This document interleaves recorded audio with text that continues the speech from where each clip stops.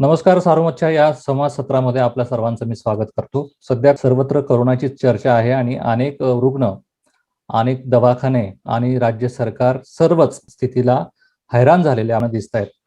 याच विषयाच्या अनुषंगाने सध्या आपल्या नगर जिल्ह्यात काय सुरू आहे, राज्यात काय सुरू आहे, वैद्यकीय क्षेत्रात काय सुरू आहे, याच्यावरचे उपाय आणि उपचार आणि त्यावरच्या या परिस्थितीवर मात करण्यासाठी वैद्यकीय क्षेत्राने काय काय पावले उचललीत किंवा एकूण राज्य शासनाने आणखी काय करणं अपेक्षित आहे, अशा सर्व विषयाच्या अनुषंगाने आज आपण चर्चा करणार आहोत. आणि आज आपल्या चर्चेमध्ये सहभागी झालेले आहेत अहमदनगर येथील मॅक केअर हॉस्पिटलचे संचालक आणि सुप्रसिद्ध कॅन्सर तज्ञ डॉक्टर सतीश सोनवणे. सोनवणे सर, नमस्कार, तुमचं स्वागत. सध्या कोरोनाची स्थिती भयावह आहे अशी चर्चा होते, पण आताची स्थिती नेमकी काय आहे? तर असं आहे की भारतामध्ये पहिली लाट येऊन गेली त्यावेळी ज्या प्रमाणात कोरोनाचे पेशंट्स इन्फेक्ट झाले होते ते खास करून शहरी भागातले होते. आणि आता ह्या दुसऱ्या लाटेमध्ये आपण जे बघतोय ते शहरी भागांबरोबर ग्रामीण भागही फार व्यापला गेला आहे. आणि आपण जर बघितलं तर आतापर्यंत एक 15 दशलक्षाच्या आसपास भारतामध्ये कोरोना रुग्ण आहेत.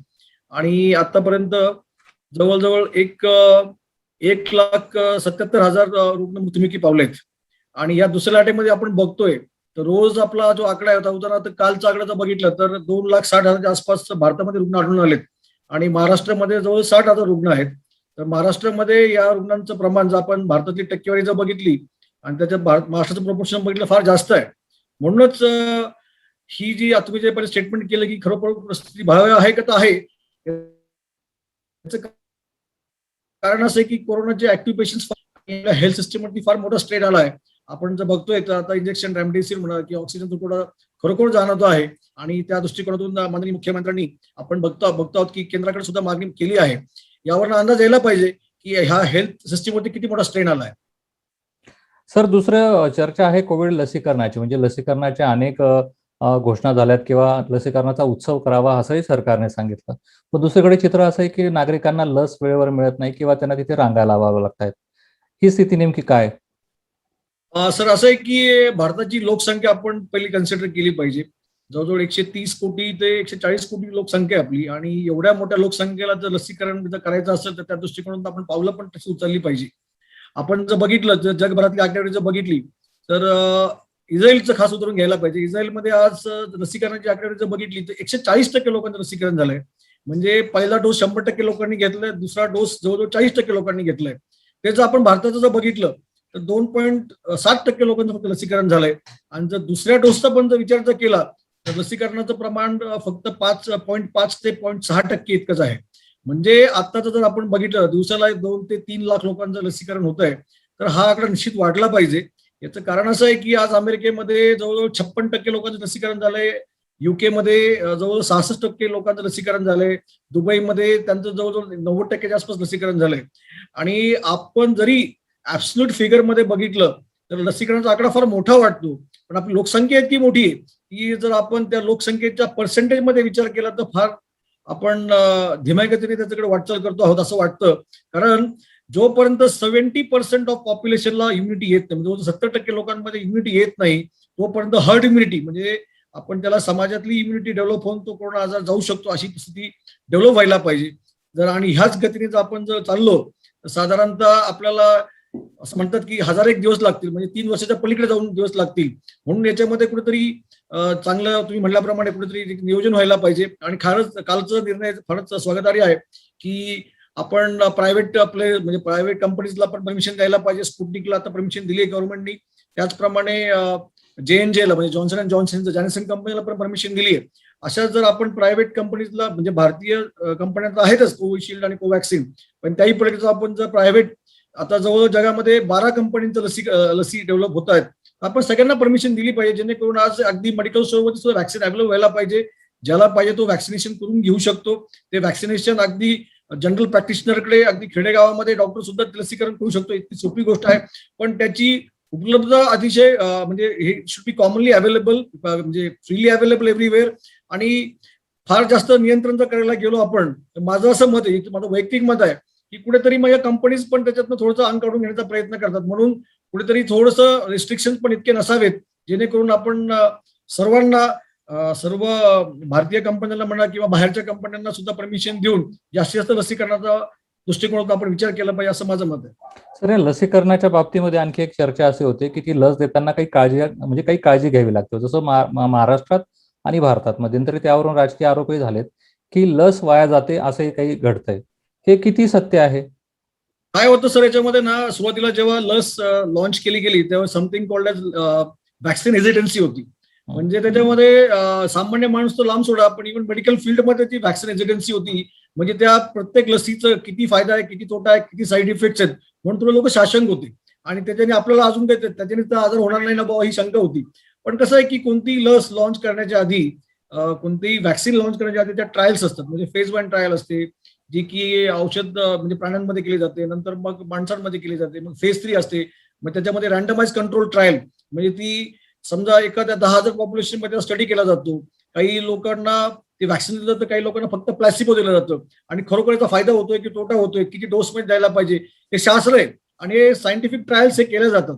आपण जर बघितलं तर याच्या मागचं जे सगळ्यात वॅक्सिन डेव्हलप झालं होतं सर्वात फास्ट म्हणजे इबोलाचं वॅक्सिन डेव्हलप केलं होतं, त्याला 5 वर्ष लागली होती. आज तर निश्चितच आपण शास्त्रज्ञांचं कौतुक केलं पाहिजे की आज त्यांनी एवढ्या कमी कालावधीमध्ये वर्षामध्ये वॅक्सिन लॉन्च केलंय. आणि तुम्ही मागचं वॅक्सिन जर इबोला वॅक्सिन डेव्हलपला 5 वर्ष लागली होती. म्हणजे खरोखर आज आपण शास्त्रज्ञांचं कौतुक केलं पाहिजे. त्याच्यामध्ये भारताचा पण नंबर लागतो. कसं आहे की वॅक्सिन प्रोडक्शन मध्ये इंडियाचं फार नाव घेतलं जातं. India is one of the major vaccine exporters in the world. जगामध्ये आपलं त्या बाबतीत नाव आहे. In fact it is the major म्हणजे पहिलं नाव घेतलं तर एवढं मोठं वॅक्सिनचं आपल्या देशामध्ये तयार केलं जातं. मला असं वाटतं की निश्चित याच्यामध्ये आपण देशाने कुठेतरी फायदा घ्यायला हवा होता. आपण हे वॅक्सिन्स ज्या प्रमाणात डेव्हलप करू शकलो असतो त्याहीपेक्षा जास्त प्रमाणात डेव्हलप करता आलं असतं. आणि मग हे सगळं होत असताना वॅक्सिन रेसिडेन्सी होती. म्हणजे याच्यामध्ये डॉक्टर असं तुम्हाला म्हणलं की आमचे डॉक्टर्स लोक सुद्धा याच्यामध्ये थोडेसे शासक होते. मग काय झालं की सुरुवातीला जेव्हा कोविशिल्ड लॉन्च झालं तर त्याच्यामध्ये काही साईड इफेक्ट्स बद्दल त्याची चर्चा झाली. उदाहरणार्थ त्याच्याने ब्लड क्लॉट्स होतात म्हणून काही ठिकाणी त्याची चर्चा झाली.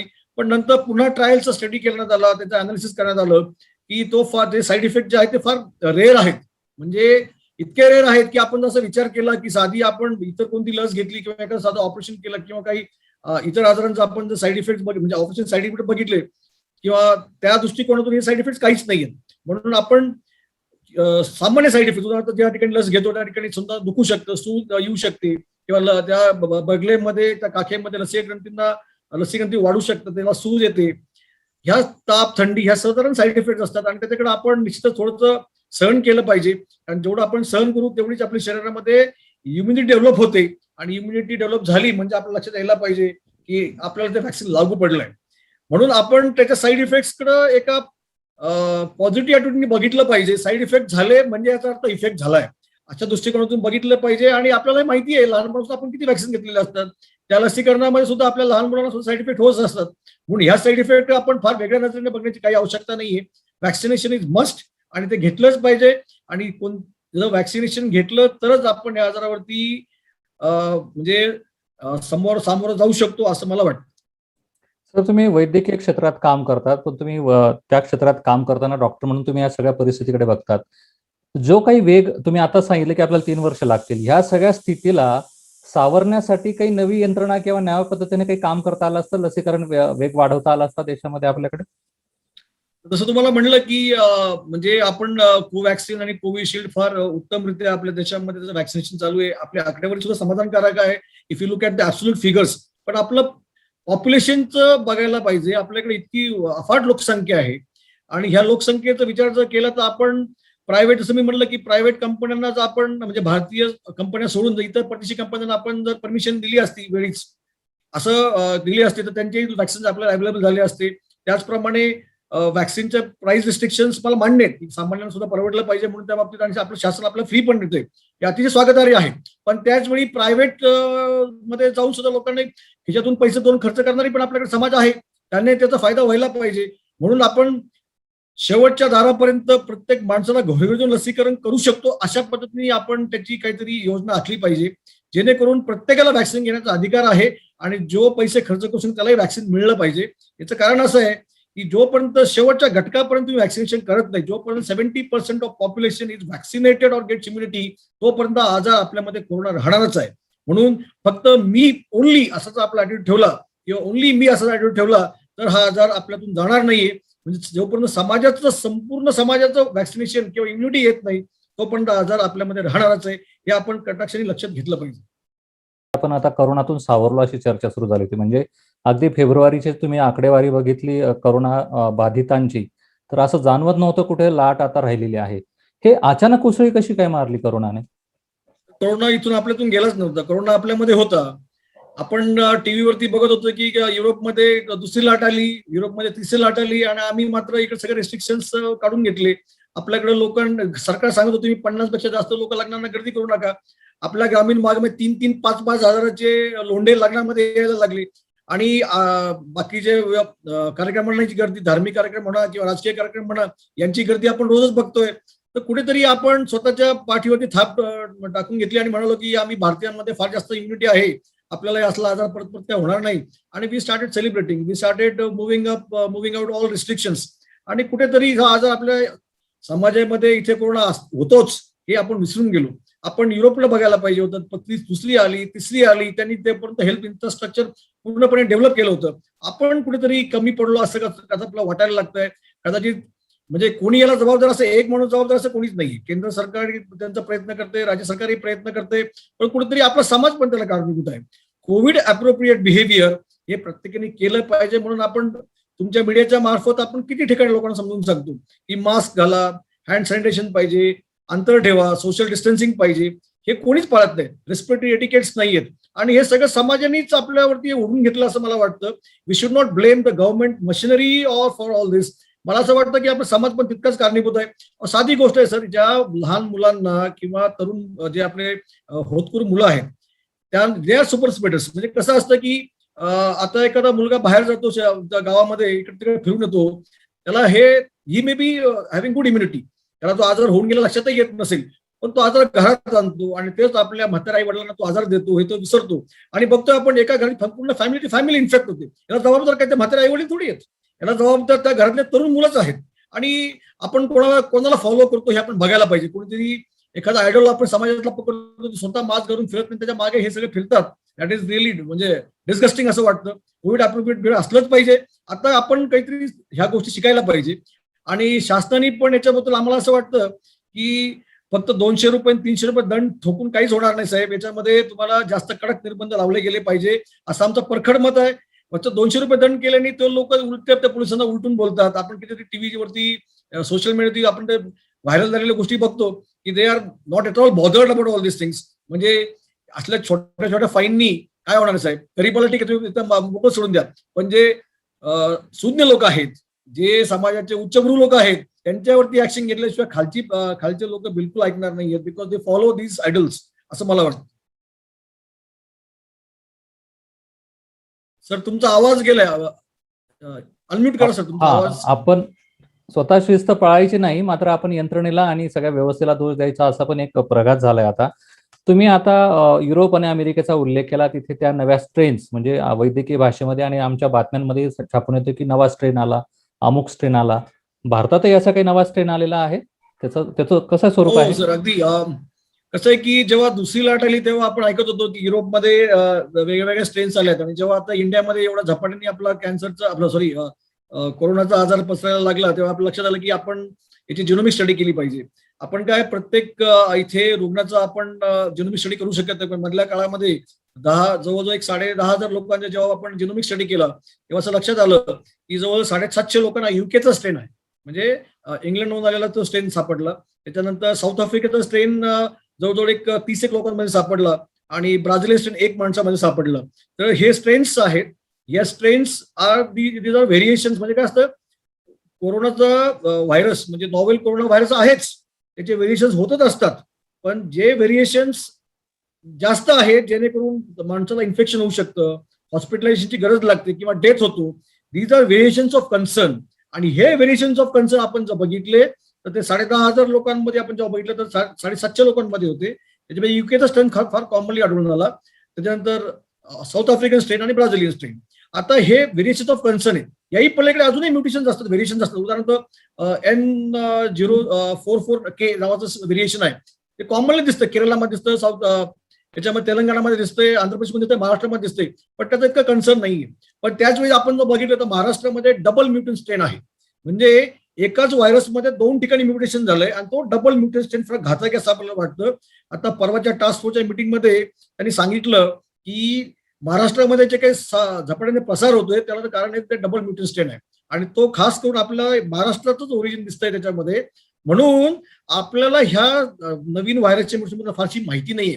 पण आता आपल्याला असं दिसतंय की जो पूर्वीचे आपले जे सिम्पटम्स होते, म्हणजे उदाहरणार्थ पेशंटला खोकला होता, घशात दुखायचं, त्याच्यानंतर ताप यायचा, त्याच्यानंतर सर्दी असायची, हे कॉमन सिम्पटम्स आहेत किंवा त्याची चव जायची, हे आपण बघतो इथे कॉमन सिम्पटम्स. पण आता तेही पलीकडे जाऊन आता या नवीन स्ट्रेनमध्ये काय दिसतंय आपल्याला की पेशंट डोळे लाल होतात, म्हणजे कंजंक्टिव्हायटिस होतं, हेडेक असतं, त्याच्या छातीमध्ये दुखतं किंवा अस्वस्थपणा जाणवतो, पोटात दुखतं, जुलाब होतात. म्हणजे हे नवीन सिम्पटम्स आहेत. म्हणजे आता अशी वेळ आली की आपल्याला प्रत्येक आजार झाला की आपल्याला कोविडचा त्या दृष्टिकोन बघायला लागतं. म्हणजे नवीन strain will get with come with new science and symptoms आणि ते डायग्नोज व्हायला पाहिजे. काही पलीकडे आता काय होतं की नवीन स्ट्रेन्स ही आपली आरटीपीसीआर ची कन्व्हेन्शनल टेस्ट आहे, त्याच्यातनं कधी कधी ते बहुतेक निगेटिव्ह येतं.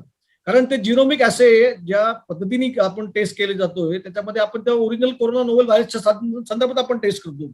पण these new mutant strains they escape these RTPCR test. म्हणून काय असतं की बहुतांश वेळी जेव्हा पेशंटला एखादा सायन्स अँड सिम्पटम्स असतात, म्हणजे कोरोना च्या सारखे काही सिम्पटम्स असतील, सदृश्य सिम्पटम्स असतील, तर अशा वेळी जरी तुमची अँटीजन टेस्ट निगेटिव्ह आली, जरी तुमची आरटीपीसीआर निगेटिव्ह आली, तरी कधी कधी तुम्हाला डॉक्टर सांगतात तुम्ही सिटी स्कॅन करून घ्या, जेणेकरून तुम्हाला आजार आहे का नाही ते कळतं. आणि त्याच्या ह्या गोष्टी महत्वाच्या आहेत.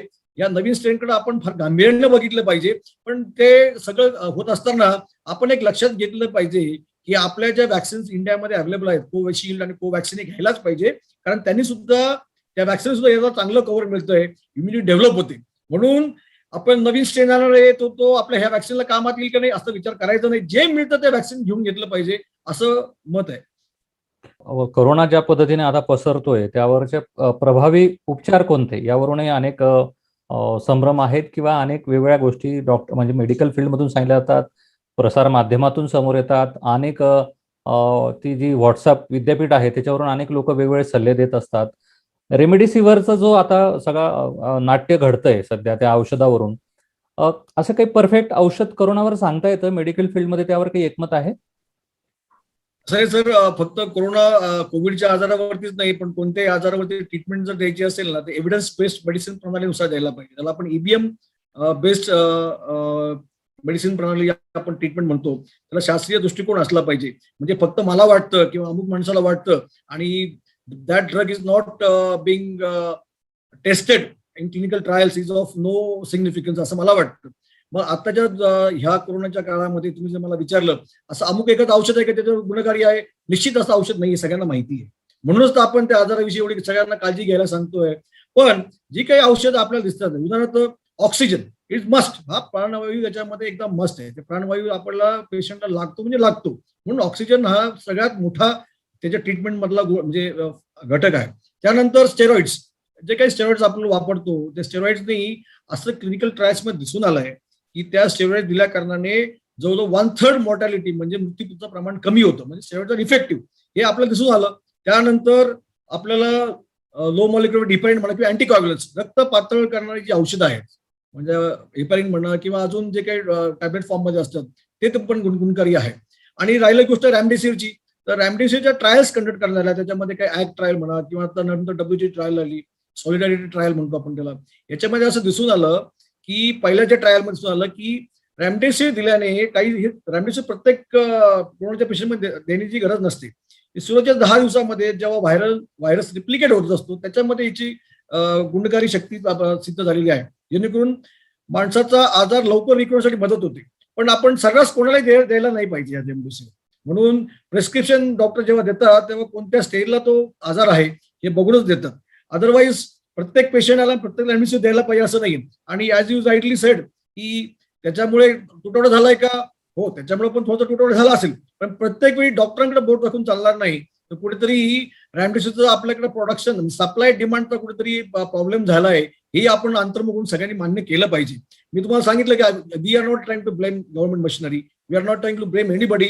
आपण समाज म्हणून सर्वजण त्याला कारणीभूत आहोत. कारण आपण कुठेतरी कमी पडलोय की Covid appropriate behaviour is missing with us, हे नक्की म्हणायला पाहिजे. आपण आपल्याला मास्क घालणे, आपलं सॅनिटायझेशन ठेवणे, सोशल डिस्टन्सिंग ठेवणे, या गोष्टी वारंवार सांगितल्या जातात, पण आपण ते पाळत नाही. राहिली गोष्ट ह्या 4 गोष्टींबद्दल, ऑक्सिजन, स्टेरॉइड्स, अँटीकोअग्युलंट्स आणि रेमडेसिवीर, या इफेक्टिव्ह. आता बाकीच्या ज्या गोष्टी आहेत, टॉसिलिझुमॅब, हे औषध मिळण्यास म्हणजे आहे काय अवेलेबल म्हणून मला दिसतं कमी 50 फोन येतात. आता ते नाही आपल्या जिल्ह्यामध्ये अवेलेबल, तर आपण कुठून देणार आहे? आणि त्याच्यावरती ते औषध किती ठिकाणी गुणकारी आहे, तर कधी कधी जेव्हा इन्फ्लेमेशन जास्त असतं, जेव्हा इंटरल्युकिन 6 म्हणजे जेव्हा सायटोकाईन स्टॉर्म असतो, अशा केसेसमध्ये त्याचा उपयोग असतो. आणि ते त्या डॉक्टरांच्या म्हणजे ज्युरिस्डिक्शन मध्ये ते डॉक्टर त्याच्यामध्ये पेशंटची कंडिशन बघून ते ठरवतात ते द्यायचं की नाही. पण प्रत्येक पेशंटनी त्याच्यासाठी लांब लांब पळावं आणि स्वतः घाबरून नातेवाईकांना घाबरावं असं पण काही नाहीये. राहिली गोष्ट बाकीचे ड्रग्स जे आपण बघतो की हायड्रोक्लोरोक्विनचा विचार, आता आपण त्यावेळी सुरुवातीला जेव्हा कोरोनाचा आजार झाला त्यावेळी आपण ऐकलं असं त्याच्यावर किती मोठे डिबेट झाले. अमेरिकेचे राष्ट्रपती डोनाल्ड ट्रम्प यांचं आणि त्यांच्या बाकीच्या मेडिकल काउन्सिलचं याच्यावर किती वाजलं होतं हायड्रोक्लोरोक्विनचा विचार. पण आज ते कोणी वापरतं का? आज जवळजवळ ते ड्रग कोणी वापरत नाही. त्याचप्रमाणे आता व्हिटॅमिन्स आपण प्रत्येक पेशंटला देतो, त्याच्यानंतर आयव्हरमेक्टिन देतो, त्याच्यानंतर आपण काही अँटीबॉडी देतो. ते दीज आर म्हणजे complimentary to these basic drugs. They are not the drugs of choice in treatment of corona. हे आपण लक्षात घेतलं पाहिजे. आता त्याही पलीकडे जाऊन आज आपण तुम्ही म्हणल्याप्रमाणे व्हॉट्सअप विद्यापीठामध्ये तर किती ड्रग्ज आणि किती औषधं किती उपाय सांगतात, but they are not evidence based medicine. ज्याने त्यांनी आपल्या आपल्या पद्धतीने ते स्वीकारायचे की नाही स्वीकार हे बघावं. पण if you look in evidence based medicine, not at all, only 4 things: oxygen, त्याच्यानंतर स्टेरॉइड्स, अँटीकोअग्युलंट्स आणि व्हेरेवर रिक्वायर्ड रेमडेसिवीर. एक शब्द आहे हॉपी हायपॉक्स, ते नेमकं आहे काय? हॅपी हायपॉक्सिया म्हणजे फार चांगला प्रश्न आहे सर. हा करण्याचा आहे की जनरली जेव्हा आपल्याला एखाद्या रुग्णाला जेव्हा निमोनिया होत असतो त्यावेळी निमोनिया झालेल्या पेशंटला फुफ्फुसाला इन्फेक्शन असतं. आणि जेव्हा फुफ्फुसाला इन्फेक्शन झालं म्हणजे ते फुफ्फुसाच्या ज्या ॲल्युलस म्हणजे त्याच्या ज्या फुफ्फुसाच्या पेशी असतात, ते एअर सॅक्स असतात, त्याच्यामध्ये पाणी भरतं किंवा त्या स्टिफ होतं. त्याच्यामुळे काय होतं की जेव्हा एखाद्याला इन्फेक्शन झालं की ऑक्सिजन आतमध्ये कमी घेतला जातो म्हणून कार्बन डायऑक्साईड जास्त प्रमाणात बाहेर पडतं. मग कार्बन डायऑक्साईड जास्त प्रमाणात म्हणजे कार्बन डायऑक्साईड जास्त प्रमाणात बाहेर पडलं, इट इज अ ड्राईव्ह. म्हणजे कार्बन डायऑक्साईड आपल्या शरीरामध्ये साचून राहतं. तो जेव्हा कार्बन डायऑक्साईड लेवलची वाढते आपल्या ब्लडमध्ये, तर आपल्या शरीराला आपण त्याला रिस्पॉन्स करायला लागतं. मग आपला हार्ट रेट वाढतो, तर आपलं रेस्पिरेटरी रेट वाढतो. पण कार्बन डायऑक्साईड प्रमाण वाढल्यानंतर सगळ्या गोष्टी होतात. पण त्यावेळी काय रुग्णाला कळतं की आपल्याला धाप लागली, आपल्याला ऑक्सिजनची मात्रा कमी झाली, तो डॉक्टरकडे जातो, डॉक्टर त्याला इन्व्हेस्टिगेट करतात आणि ट्रीटमेंट होते. So this is a process, याला वेळ लागतो. Nothing is sudden in life, so nothing is sudden even in pneumonia. पण कोरोनामध्ये काय झालंय, या कोविड इन्फेक्शन मध्ये ऑक्सिजनची जेव्हा मात्रा कमी होते तेव्हा हे एअर सॅक्स हे पूर्णपणे कोलॅप्स होतात आणि सगळा कार्बन डायऑक्साईड बाहेर फेकला जातो. म्हणजे ते कार्बन डायऑक्साईड लेवल वाढतच नाही. कार्बन डायऑक्साईड लेवल पण ती नॉर्मल राहते. जेणेकरून काय होतं की मेंदूचा रक्तपुरवठा नॉर्मल राहतो आणि मेंदूचा रक्तपुरवठा नॉर्मल असल्या कारण ते मेंदूला चांगले न्यूट्रिएंट्स मिळत राहतात आणि रुग्णाला धाप लागत नाही, रुग्णाला कळतच नाही की आपला ऑक्सिजन शरीरातला कमी झालाय. ज्यामुळे काय होतं की रुग्ण एका थ्रेशोल्ड पर्यंत खुश असतो. इनफॅक्ट असं म्हणतात की त्या हायपॉक्सियामध्ये असून सुद्धा रुग्ण हसत असतो. So that is called as happy hypoxia, but is very dangerous sign. कारण रुग्णाला हे माहित नसतं की शरीरामध्ये ऑक्सिजन कमी होते. म्हणून आपण या आजारामध्ये पेशंटचं टेम्परेचर बघतो आणि सॅच्युरेशन बघत असतो. सॅच्युरेशन कमी झालेलं, मी तर असे रुग्ण बघितले सॅच्युरेशन 80 आहेत, म्हणजे 80 पर्यंत सॅच्युरेशन ड्रॉप झालं, 100 पासून 80 पर्यंत. पण तो हसत असतो, त्याला कळत नाही आपलं सॅच्युरेशन ड्रॉप झालंय. म्हणून हा आजार अंगावर काढू नये, आपलं तपासणी करून ऍटलीस्ट त्याची ओरल ट्रीटमेंट तर चालू केली पाहिजे. आपण त्या संदर्भात हायपॉक्सिया संदर्भात आपण मीडियामध्ये इतक्या गोष्टी सांगितल्या गेल्या आहेत. याचं कारण असं आहे की जेव्हा सडन हायपॉक्सिया म्हणजे जेव्हा हायपॉक्सिया होतो त्याच्यानंतर एका लेवल पण हॅपी हायपॉक्सिया असतो, पण नंतर अचानक कोलॅप्स होतो. आणि कोलॅप्स झाला की मग त्याला असं लक्षात येतं की आपल्याला निमोनिया फार जास्त प्रमाणात डेव्हलप झालाय. पण ट्रीटमेंट करणं तितकं सोपं नसतं. मी कोणाला नाउमेद करत नाही याच्यामधनं, फक्त हे समजलं पाहिजे की आपलं सॅच्युरेशन वेळच्या वेळी तपासलं पाहिजे. जे खास करून ज्यांना कोरोनाचे लक्षणं आहेत, म्हणजे उदाहरणार्थ त्याला ताप येतोय, खोकला येतोय, घशात त्रास होतोय, त्याची चव लागत नाहीये, पोट दुखतंय, जुलाब होतात, आजकाल तर डोळे लाल झाले, या गोष्टींचं जर काही असेल लक्षणं असतील तर कोरोनाच्या दृष्टिकोन सुद्धा आपण विचार केला पाहिजे. सर, हे सगळे आपण म्हणत असताना आपल्याला धाप लागते किंवा श्वसनाचे एकूण विकार लगेच लक्षात येत नाही, ऑक्सिजन कमी झाल्याचा तातडीने लक्षात येत नाही. काळजी नेमकी काय घेतली पाहिजे आता या सगळ्या स्थितीमध्ये? तर काय की बहुतेक लोक तर आजही आपल्या इव्हन विथ म्युटंट स्ट्रेन बहुतेक लोक तर असिम्प्टॅमॅटिक असतात, त्यांना काही त्रास होतच नाही. म्हणजे इव्हन हॅपी हायपॉक्सियाचा प्रश्न पण येत नाही, त्यांना थोडासा आजार, त्यांना काहीतरी आजार होतो आणि बहुतांश लोकांना पहिल्या लाटेमध्ये आजार होऊन गेला हे त्यांच्या अँटीबायोटिक केलं तर सिद्ध झालंय. बहुतेक लोकांना सिम्पटम्स पण येत नाही. पण ज्यांना सिम्पटम्स येतात ना, अशा लोकांनी त्यांचं सॅच्युरेशन बघितलं पाहिजे. मी असं म्हणत नाही की सामान्य लोकांनी त्याचं प्रत्येकाने त्याचं ऑक्सिजन लागून बघायला पाहिजे, पण ऍटलिस्ट ज्यांना हे लक्षात आलं की त्यांना ताप आहे, खोकला आहे, त्याच्यानंतर घशाचा त्रास होतोय, चव झाली आहे, अशा लोकांनी निश्चितपणे आपल्याला सॅच्युरेशन बघितलं पाहिजे. इतकं नक्की. आज आपण बघतोय की आपण कोणतेही समजा आपण कोर्टात गेलो, तिथं बाहेर एक माणूस ते सॅच्युरेशनचा प्रोब घेऊन आणि टेम्परेचरचा प्रोब घेऊन उभा असतो. हे का बघतो? कारण हे एअरपोर्टवर गेलो तिथं पण ते चेक करतात. हे का बघतात? हे बघणं गरजेचं आहे की याला कोणाला तो आजार तर नाहीये ना म्हणून. पण असं नाही की सर्वात नॉर्मल माणसांनी जाऊन प्रत्येकाने चेक करत बसावं. पण हा, हे जर काही लक्षणं असतील तर अशा वेळेस मात्र हे आपण चेक करून घेतलं पाहिजे. आता कसं आहे की थर्मोमीटर आणि पल्स ऑक्स हे आता गावोगावी पोहोच केलंय. म्हणजे आपल्या अगदी झडपीच्या माध्यमातून म्हणा किंवा पंचायत माध्यमातून म्हणा, आता हे असं माझ्याकडे अवेलेबल आहे असं कोणी म्हणू शकत नाही. त्याच्यामुळे ह्या गोष्टी आपण निश्चितपणे पाळल्या पाहिजे. पण त्याच वेळी आपण एकदम भयावह वातावरण पण करून नाही घेतलं पाहिजे. कारण काय की याच्यामध्ये मला असं वाटतं कोरोना ट्रीटमेंटमध्ये सर्वात महत्वाची गोष्ट ती पॉझिटिव्ह ॲटिट्यूड. बहुतांश लोक मनाने खचतात आणि ते खचल्या कारणाने पुढं ट्रीटमेंटला ते इफेक्टिव्हली सामोरं जात नाही असं माझ्या लक्षात आलं. अनेक आमच्या मित्रांनी समुपदेशन सुरू केलंय काही फॅमिलींसाठी. हे कितपत गरजेचं आहे? काउन्सिलिंग तर फार महत्वाचं. मी तुम्हाला म्हणलं की आता आपण हे ट्रीटमेंट बद्दल आपण फक्त ड्रग्स बद्दल बोललो, पण त्याही पलीकडे जाऊन सर्वात महत्वाची गोष्ट म्हणजे इम्युनिटी आणि पॉझिटिव्ह ॲटिट्यूड हे सगळ्यात महत्वाचं आहे. म्हणजे याला तर काही औषध रूपी मी प्रिस्क्रिप्शन देऊन कोणाचं पॉझिटिव्ह ॲटिट्यूड घेऊ शकत नाही. किंवा इम्युनिटी डेव्हलप करण्यासाठी मी सांगितलं की घरात बसून आपण ह्या काळामध्ये एक्झर्शन कमी ठेवा. एक्सरसाइज करणाऱ्या लोकांना एक्सरसाइज कमी केल्याने काही हरकत नाहीये, पण ऍटलिस्ट एक्झर्शन कमी असलं पाहिजे. चांगला आहार असणं गरजेचं आहे. थोडाफार व्यायाम पण केला पाहिजे. आणि सगळ्यात महत्वाची गोष्ट positive attitude. And that positive attitude is given bye friends and family. याच्या पलीकडे कोणी तुम्हाला त्या, आणि ऑफकोर्स हॉस्पिटल गेल्यानंतर ते काउन्सिलर असतात, डॉक्टर असतात, ते तुम्हाला देतातच. पण सगळ्यात महत्वाची गोष्ट फॅमिली महत्वाची आहे. जर एखाद्याचे वृद्ध आई वडील आजारी असतील तर मुलाने 2 शब्द त्यांना द्यायला वेळ दिला पाहिजे. 2 शब्द बोलून त्यांना वेळ दिला पाहिजे. तसंच एखादा मुलगा आजारी असेल तर आई वडिलांनी दिला पाहिजे. अहो सर, आता अशी परिस्थिती आली आहे की लहान लहान मुलांना कोरोना झालाय. 15-20 वर्षाच्या मुलांना आता व्हेंटिलेटर लावायची वेळ पडली आहे. वेळ लागते. म्हणून आता त्याविरोधात राहण्याची गरज नाही, खास करून तरुण वर्गाने, की तरुण वर्गाला काही होत नाही. That is now not true in the present scenario. दुसऱ्या लाटेमध्ये ह्या वर्गामध्ये सुद्धा आपण केसेस बघतोय. आजकाल मला रोज फोन येतात की 14 वर्षाची आहे, 15 वर्षाचा आहे, 20 वर्षाचा आहे, त्याला ऍडमिट करून घ्या, तरुण आहे त्याला ऍडमिट करून घ्या. पण आता तुम्ही बघताय परिस्थिती काय आहे, त्याच्याबद्दल जास्त भाष्य करणं योग्य होणार नाही. पण आता प्रत्येकाने काळजी घेणं नक्कीच गरजेचं आहे असं आहे. आणि ऍज यू सेड की मनाने खचून चालणार नाही. अहो, फार कमी फर्टिलिटी रेट आहे. म्हणजे पूर्वी मृत्यूचं प्रमाण 1.6% होतं. ह्या दुसऱ्या लाटेमध्ये तो पण आपलं शास्त्रीय प्रगल्भ झालाय. इन्फ्रास्ट्रक्चर डेव्हलपमेंट झाली आहे. आज आपल्याकडे fertility rate has dropped from 1.6 to 1.16. म्हणजे निश्चितच स्वागतार्ह बाब आहे. आज इतकं मृत्यूचं प्रमाण कमी झालंय, हे पण तितकीच आशादायी गोष्ट आहे. ऍक्टिव्ह केसेस वाढल्यात, पण डिस्चार्जचं प्रमाण पण तेवढंच वाढलंय. पण म्हणून आपण आता काय झालंय की बेसिकली आपण ते निगेटिव्ह वातावरण निर्मिती होते, त्याला कोण जबाबदारी असं मी म्हणत नाहीये. पण ते लोकांना निगेटिव्ह बातमी, सॉरी आता मीडिया समोर असं बोलायला नाही पाहिजे, पण निगेटिव्ह बातम्यांचं प्रमाण जास्त वाढल्या कारणाने कुठेतरी पॉझिटिव्ह बातम्या पण द्यायला पाहिजे. बरे होणाऱ्या लोकांना पण आपण फोकस केलं पाहिजे, जेणेकरून लोकांमध्ये सुद्धा ती एक नवी आशा उत्पन्न होईल आणि जेणेकरून माणूस पॉझिटिव्ह ॲटिट्यूडने त्या आजाराला सामोरं जाईल.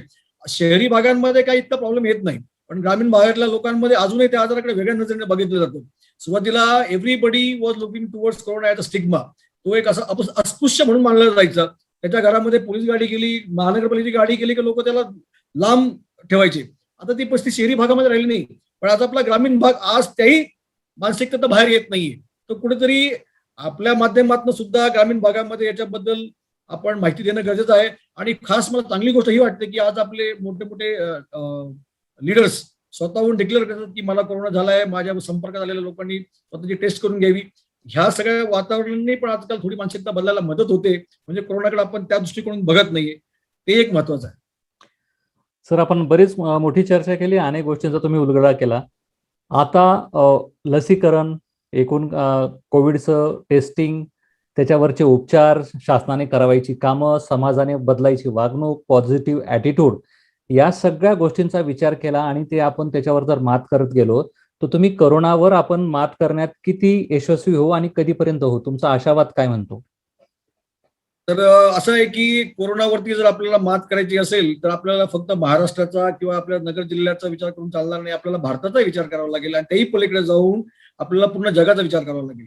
आज आपण बघतोय की लसीकरणाचा जो वेग आहे तो भारतामध्ये सुद्धा फार चांगला आहे असं मी म्हणेन.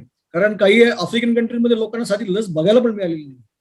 आणि जोपर्यंत तुम्ही पूर्ण ग्लोबल वॅक्सिनेशन करत नाही, जगाचा 70% लोक वॅक्सिनेट होत नाही, तोपर्यंत हे कोरोना आपल्यामध्ये राहणार आहे. जवळजवळ 11 बिलियन वॅक्सिनेशनचं म्हणजे वॅक्सिनेशन लागणार आहे. 11 billion is a huge amount. आज फक्त भारतामध्ये किंवा अमेरिकेत वॅक्सिनेशन करून चालणार नाही. जोपर्यंत आफ्रिकेतला शेवटच्या घटकापर्यंत लस पोहोचत नाही, तोपर्यंत जगातून कोरोना जाणार नाही. म्हणून आज आपण कितीही विचार केला तरी माझ्या मते कमी कमी 3 ते 5 वर्ष कोरोनाशी आपल्याला झुंज द्यावीच लागणार आहे. आणि we have to live with corona. For that we need COVID appropriate behaviour. आता हे सगळं म्हणत असताना मी तुम्हाला एक उदाहरण देतो सर, की मागच्या महिन्यामध्ये जेव्हा घाना या देशामध्ये विमान गेलं, त्या विमानामध्ये लसी होत्या. ती लस ची जी ऍक्च्युअली सायंटिफिक प्रॉपर्टी जी आहे ती इंग्लंडची होती. लस भारतात तयार केली गेली होती आणि त्याच्यात इंजेक्शन दुबईत तयार केले होते आणि ते वॅक्सिन त्या घाण्याच्या लोकांना मिळणार होते. So world is united in this to fight this big pandemic. आणि त्या दृष्टिकोनातून आपला पण कुठेतरी खारीचा वाटा असावा. या दृष्टीने सामान्य माणसांनी काही करायची गरज नाही. You don't have to do rocket science. फक्त एकच गोष्ट करा, कोविड अप्रोप्रिएट बिहेवियर, मास्क वापरणे, हँड सॅनिटायझेशन आणि social distancing till corona is with us. म्हणून या दृष्टिकोनातून शासनाने आणि तुम्ही मीडियाच्या मार्फत सुद्धा याचं जास्तीत जास्त समाजापर्यंत त्याचे मार्गदर्शन करावं अशी आमची पण इच्छा आहे. सर धन्यवाद. तुम्ही खूप चांगली माहिती करोना आणि करोनाच्या या सगळ्या स्थितीबाबत सारोमतच्या वाचकांशी शेअर केली, त्याबद्दल मी तुमचा आभारी आहे.